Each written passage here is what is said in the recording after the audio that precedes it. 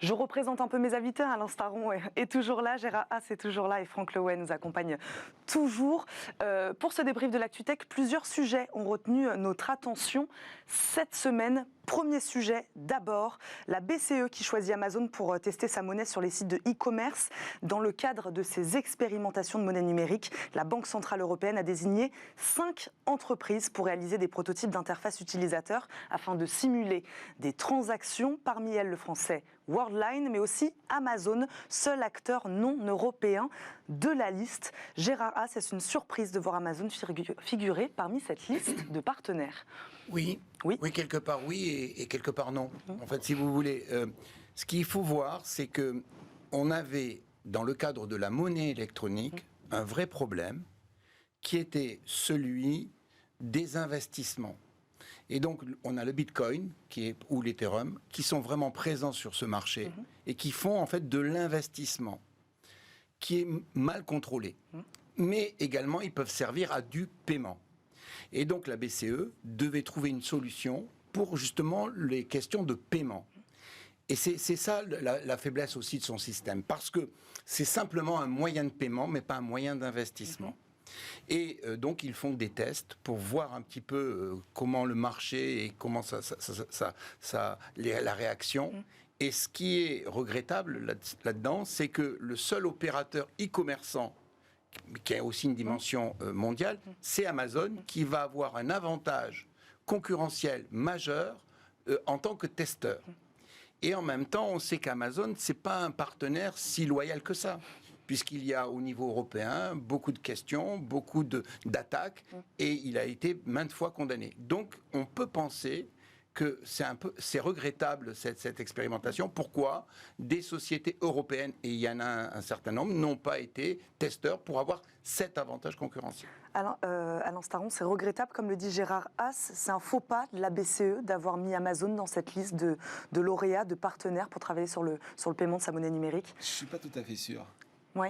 En fait, Amazon est absolument incontournable. Amazon a des pratiques qui sont extraordinaires, hein, on ne peut pas le nier. Et on apprend toujours, y compris de ses concurrents, y compris de ses éventuels ennemis. Et moi, je trouve que c'est plutôt malin de dire je prends un Américain pour essayer de comprendre ce qui se passe. Le test, il n'est pas fermé. Le test, la BCE, elle verra tout ce qui se passe. Et le test n'est pas confidentiel. Il n'y a aucune raison que la BCE ne puisse pas transposer les bonnes pratiques à tous les Européens. Et partir avec Amazon, c'est partir avec l'effet de masse tout de suite. Donc, en termes de test de résistance à la masse, aux énormes flux, je pense qu'Amazon est un bon cheval. Et en plus, les équipes d'Amazon sont plutôt extraordinaires. Donc, c'est plutôt pas mal. Mais c'est pas donner un avantage concurrentiel, comme il le disait, pour la suite? On part pour 2 ans de test. D'accord. 2 ans d'expérimentation. 2 ans d'expérimentation. Donc, en 2 ans, j'ose espérer qu'on a le temps, 1, d'apprendre d'Amazon et 2, de transposer chez nous. Alors, il y a une vision optimiste, elle vient d'être présentée et tout à fait, on peut considérer qu'effectivement, c'est un acteur majeur. En revanche, le problème, c'est le partage des données. Parce qu'on est sur le mode de paiement et pas sur le mode d'investissement. Donc, il va y avoir, en tant que testeur, une information des avantages concurrentiels qui vont être énormes. Ce qui fait qu'au moment où la monnaie pourra être mise en circulation, eh bien, il y aura 2 ans de tests, d'informations qui n'auront pas été partagées par Amazon, parce que le propre d'Amazon, c'est ne pas partager ces informations qui sont l'or noir du e-commerce. Donc, il faut quand même se poser des questions. C'est pour ça que la plupart des intervenants sur ce marché sont émus de ce choix. Et c'est vrai qu'en même temps, et tout à l'heure c'était rappelé, on parle de souveraineté numérique. Quelque part, en matière d'e-commerce, ce qui va être la grande majorité de l'opération. La monnaie électronique, elle est faite pour les achats et les paiements. Et c'est là-dessus qu'Amazon aura un avantage certain par rapport aux autres. À l'instant, en quelques secondes. On ne peut pas faire d'isolationnisme. On ne va pas dire aux Européens, vous arrêtez d'acheter chez Amazon. On ne peut pas. Et Amazon, en l'occurrence, on devrait tous s'en inspirer plutôt que de juste chercher à le marginaliser. Donc moi, je ne partage pas ça du tout. Après, le secret de la plateforme e-commerce, évidemment, elles sont tous secrets, mais on parle d'expérimentation de la monnaie numérique. C'est le passage, le segment monnaie numérique, c'est une expérimentation, elle est forcément... la BCE a son mot à dire, verra ce qui se passe. C'est marrant que les Américains ne font pas la même chose. Ils ne prennent pas des plateformes françaises pour faire des tests. Mais parce qu'il n'y a pas de GAFAM européen. On va passer à l'actu suivante, si vous le voulez bien.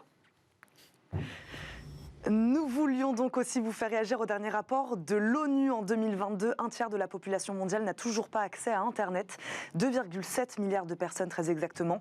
Elles étaient 3 milliards en 2021, 3,6 milliards en 2019, juste avant la pandémie.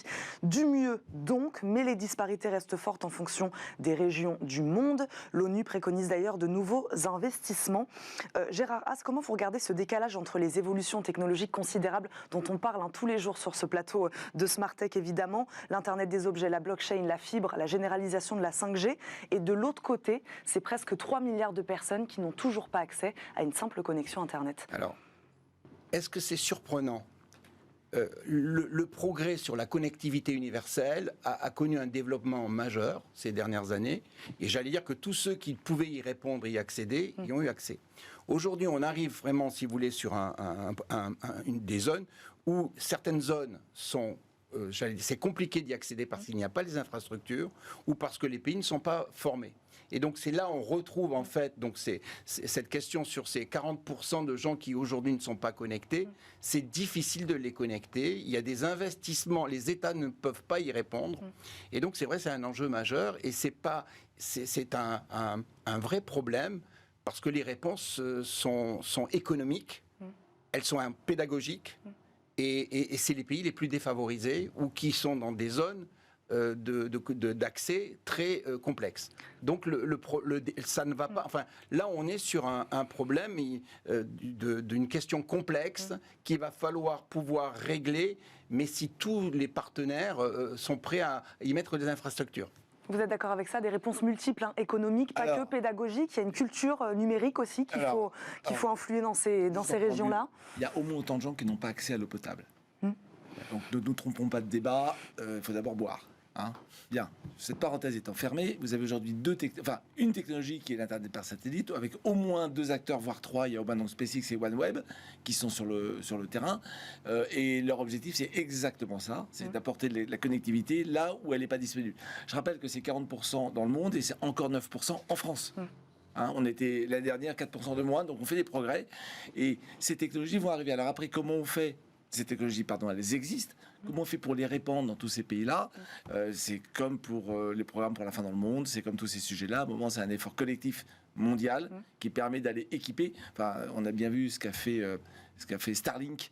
Je dis SpaceX, c'est Starlink en Ukraine. Et ils donnent les systèmes pour aider les gens. Donc voilà, c'est un programme mondial à mettre en place. On a le programme mondial contre la faim dans le monde. On peut avoir le programme mondial pour l'Internet dans le monde. Mais Gérard, est-ce qu'on y croit à cet objectif de l'Union internationale des télécommunications qui veut connecter l'ensemble de la population mondiale d'ici à 2030 ? En tout cas, c'est un avantage pour toute la planète d'avoir une connectivité universelle. Si c'est une question, on a beaucoup de pays, dont la France, par exemple, où la connexion fait partie des libertés fondamentales. La question aussi, c'est les formations, parce qu'il y a un illettrisme aussi majeur. L'accès, si c'est un moyen de pouvoir se développer, il faut que tout le monde se mobilise, comme ça a été dit. Mais est-ce qu'aussi, ça fait partie des questions prioritaires ? Il y a l'eau, il y a la faim, et donc c'est de vrais enjeux. Et dernière chose, quand même, il y a plus de 6000 langues parlées dans le monde. On ne trouve pas 6000 langues sur Internet. Donc est-ce que ça va pas aussi s'accompagner d'un rétrécissement un peu compliqué du multiculturalisme ? 2030, l'objectif, vous y croyez ? C'est dans 8 ans, ça fait quand même 5% par an de gains linéaires. Il faut bien se fixer des objectifs. Après, le développement d'infrastructures nécessite des moyens qui sont colossaux. Mettre l'argent en face. Et il y a beaucoup de pays, et dans ces zones, c'est très compliqué. Qui vont peut-être avoir besoin d'aide internationale sur ce sujet-là. C'est un problème, ça doit être effectivement un enjeu mondial, la connectivité universelle. On va passer à l'actu suivante, si vous le voulez bien. Sur les objets connectés maintenant, l'UE impose des règles. L'Europe cherche à se doter d'une législation sur la cybersécurité des appareils connectés et des logiciels attenants. La communication vient de présenter un texte qui doit encore être approuvé par le Parlement et le Conseil, qui prévoit que seuls les dispositifs conformes à certaines règles pourront être mis sur le marché. Alain Staron, comment on explique ce retard pris dans la sécurisation des objets connectés ? Parce qu'on est en train d'inventer tous les jours. Donc les attaques... On invente et puis on légifère après. Exactement. Et ça, c'est la vie, heureusement. Qu'on légifère après et pas avant. Ça permet la créativité de s'exercer. Ça permet aussi de voir où sont les problèmes. Les attaques par déni de service sur toutes les caméras de télésurveillance, c'était il y a 2 ans, 3 ans, pas tellement plus. Hein. Donc on est dans le mouvement. Donc c'est très bien. Retard. Alors, d'abord, c'est un règlement. Comme ça vient d'être dit, finalement, il faut laisser d'abord l'innovation, trouver les marchés et les usages, et puis ensuite, il y a des règles. Ce qui est important, c'est que au niveau européen, on s'interroge aujourd'hui en se disant que ces objets connectés ne peuvent pas être mis sur le marché s'ils ne répondent pas à des obligations de sécurité. Essentiellement, elles étaient électriques. Aujourd'hui, on se dit qu'il y a aussi des risques qui sont pour la cyber. Et on se dit que finalement, puisqu'on va être dans un monde qui sera connecté, qu'il va y avoir toute une série d'informations, il faut qu'il y ait un minimum d'obligations qui soient respectées par les fabricants. Et ce qui est intéressant dans le projet, c'est qu'on a donné un cadre dans lequel on prévoit des obligations essentielles qu'il faut absolument respecter et puis d'autres obligations, et c'est adossé, parce qu'on peut prévoir tout ce qu'on veut, à des sanctions si les fabricants ne respectent pas ces règles. Donc on a, j'allais dire, le concept de la cybersécurité by design pour les objets connectés. C'est une bonne chose, puisque maintenant la balle va être dans le jeu des fabricants qui vont devoir donner plus d'informations auprès de leurs clients sur l'usage de ces outils. Parce que jusqu'ici, à quel contrôle ils étaient soumis, ces objets ? On mettait des produits sur le marché, et puis on regardait un petit peu les usages, et puis quand il y avait des risques, on disait, ben voilà, le zéro risque n'existe pas. Aujourd'hui, on se rend compte qu'il faut être beaucoup plus vigilant, et qu'il y a des points qu'il faut être renforcés. Et l'avantage de ce règlement, c'est qu'il nous dit sur le marché européen quelles sont les obligations essentielles, et si jamais les fabricants ne les respectent pas, les sanctions, alors c'est quand même 15 millions d'euros, plus 2,5% du chiffre d'affaires. Donc, c'est quand même important. Donc, ça veut dire que le secteur est en train de trouver les bons moyens pour mettre sur le marché des outils nécessaires, mais qui seront, j'allais dire, moins dangereux dans les prises de contrôle à distance. Est-ce qu'on en sait un peu plus sur les équipements concernés, ou ça, c'est pas encore très clair ? Tout. Aussi bien grand public que professionnel, parce que dans l'industrie, évidemment, il y a beaucoup d'Internet des objets et ça se fait pas mal attaquer. C'est absolument tous les équipements qui sont concernés. Ce qui est intéressant, c'est que ça s'appelle cyber-résilience. C'est comme si vous demandez à un dispositif anti-feu qui, au lieu de dire qu'il ne peut pas prendre feu, on dit qu'il doit pouvoir s'éteindre facilement. C'est ça qui est intéressant. Et le règlement est plein de bonnes pratiques, en fait. Et la bonne nouvelle, c'est qu'il n'est pas... Enfin, il impose quelque chose, mais dans beaucoup d'endroits, il dit qu'il faut être au mieux du sujet. Et comme ça change tout le temps, on ne précise pas trop les choses, c'est plutôt bien. Pourquoi la protection, on l'a un peu entendu dans vos réponses, mais pourquoi la protection de ces objets du quotidien, hein, lorsqu'il s'agit des particuliers, est aussi importante, est essentielle, Gérard Haas, Alain Staron ? En fait... il y aura beaucoup plus d'objets chez les particuliers que dans les usines, à terme. Bon. Et il faut comprendre que chacun de ces petits objets, c'est un agent connecté qui peut être une force de frappe extraordinaire s'il est détourné. Et donc la masse, le danger maximum, il est du côté du grand public. Pas tellement pour la protection des données, on a déjà le RGPD, donc normalement, ce point de vue-là, il est cerné. Mais vous avez des milliards, on parle de... chaque individu pour avoir 50 objets connectés. Chaque individu. Donc on est vraiment en milliards d'objets, ou en dizaines de milliards d'objets. Imaginez, c'est une armée de petits microprocesseurs connectés qui peuvent faire n'importe quoi s'ils sont détournés. Après, cette société, on parle de capitalisme de la surveillance, c'est très intéressant. Les objets connectés vont être aussi des moyens, ce seront des indicateurs. On peut se rendre compte que si tous les objets connectés peuvent demain mesurer l'énergie que vous consommez, on pourrait y mettre des taxes. Enfin, il y a plein de choses, si vous voulez, sur lesquelles il y aura un débat à mettre en profondeur. Mais ce qui est important quand même, c'est de dire qu'il faut faire attention. Les objets, dès lors qu'ils permettent des connexions, peuvent aussi être piratés, peuvent mettre en danger la vie de personne. Donc, si vous voulez, si vous avez le pilulier connecté, et qu'à un moment donné on le bloque, vous ne pourrez plus avoir accès à vos médicaments. Enfin, il y a plein de choses aujourd'hui. On rend fou l'aspirateur ou la cocotte minute. Donc si vous voulez, c'est très important. Il faut aujourd'hui mettre en place ça. Ce sont des moyens aussi qui vont pouvoir vous faire parler vos habitudes et les informations sur vous et sur vos usages, qui est aussi la grande richesse. Donc il est intéressant de voir que les acteurs aujourd'hui ont une démarche, j'allais dire, au-delà de proposer des produits éthiques. Et c'est en ce sens qu'il est intéressant. C'est une alerte qui est mise en place. Et en tout cas, c'est aussi un message qui a été dit. les produits qui sont mis sur le marché, aujourd'hui, ne sont pas suffisamment responsables en matière de cybersécurité. On a vu Alain Staron, en quelques secondes. On a vu aux États-Unis des pirates capables de prendre la main sur les feux de circulation. Je les mets à Paris, si on met tous les feux au vert, vous paralysez une ville en une demi-heure. On termine par une info qui n'a pas échappé aux fans de jeux vidéo. De nombreuses séquences du futur GTA ont fuité. C'est l'un des jeux les plus attendus de la décennie. Grand Theft Auto 6, I think, a fait l'objet d'une fuite sans précédent dimanche dernier. Dans un message publié sur le site communautaire GTA Forum, un utilisateur a publié plusieurs vidéos provenant selon lui d'un prototype en développement du jeu. Bon, utilisateur plutôt hacker. Pourquoi, Alain Staron, en parle-t-on comme la plus grosse fuite de l'histoire du jeu vidéo? Parce que, c'est comme toujours, les jeux. Alors, plus grosse fuite, les Nord-Coréens. Pour le jeu vidéo, oui. Après, dans les films, etc., il s'est passé autre chose. Les Nord-Coréens, on s'en rend compte qu'ils avaient fait des choses. Effectivement, jamais. D'abord, Minecraft, c'est quand même ce sont des titres qui sont extraordinaires. Non, pardon. GTA. GTA, oui. C'est des titres extraordinaires. Oui, c'est des grosses machines bien huilées, bien sûr. Mais là, on est dans un premier temps, on est sur la propriété intellectuelle. Donc, si c'était juste pour montrer des vidéos, bon, ok, ça casse un peu leur sortie. Après, ils peuvent se transformer en buzz. Je ne sais pas exactement la date de sortie, mais voilà. Et s'il paraît que c'est le cas, il y a des bouts de code qui sont partis. Ça peut devenir beaucoup plus embêtant, parce que vous êtes sur des... Je ne sais pas combien ça rapporte d'argent, mais si vous pouvez vous mettre dedans, ça devient très très compliqué. Là, pour le coup, ils vont prendre du retard, parce qu'il va falloir qu'ils sécurisent un peu plus leur jeu. La date, en effet, n'est pas encore annoncée. Gérard Haas, donc on en a vu des fuites vidéo, des fuites de données dans ce milieu-là, pas aussi importantes. C'est ce qu'on dit en tout cas. Alors c'était bien, ça a été rappelé tout à l'heure, il y a aussi des questions de propriété intellectuelle. Au-delà de la fuite de données, c'est la plus grande, c'est le plus grand phénomène de contrefaçon sur un jeu vidéo.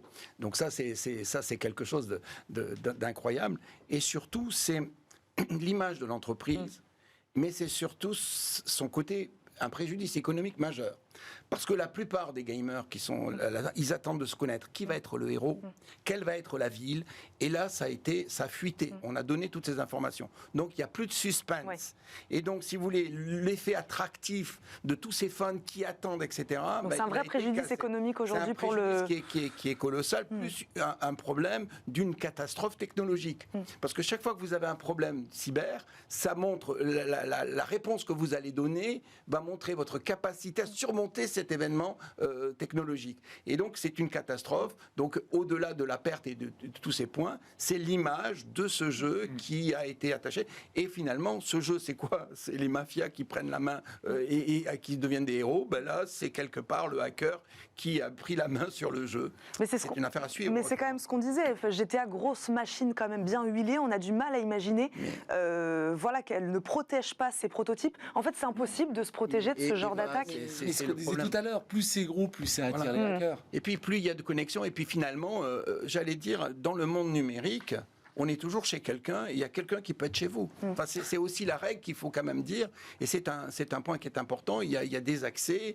Et donc, vous voyez, ça, tout se lie. On voit les règles sur la cybersécurité, les règles. Donc, tout ça, et aujourd'hui, on ouvre plein de portes. Et donc, il y a plein de gens qui sont tentés d'y rentrer. Franck Lewey, est-ce que vous êtes un fan de jeux vidéo? Comment vous regardez une info comme celle-là? J'ai développé des jeux vidéo dans une vie antérieure. J'avais participé à The Sims, par exemple, et aussi à des jeux de Xbox chez Microsoft. Donc, je fais moins de jeux vidéo aujourd'hui. Ouais. Mais effectivement, le problème de la sécurité, c'est... on est tous concernés, quoi qu'on fasse, et donc c'est un sujet qui ne doit pas être traité à la légère. Souvent, en fait... c'est peut-être ce type d'acteur, je ne connais pas le détail de l'histoire, mais peut-être qu'ils ont sous-estimé l'investissement qu'ils devaient faire en sécurité parce que ce n'était pas leur focus. Et voilà, et du coup, il y a une catastrophe qui arrive. On va terminer sur ces mots. Merci beaucoup à tous les deux, à tous les trois, du coup, d'avoir débattu avec nous dans ce débrief.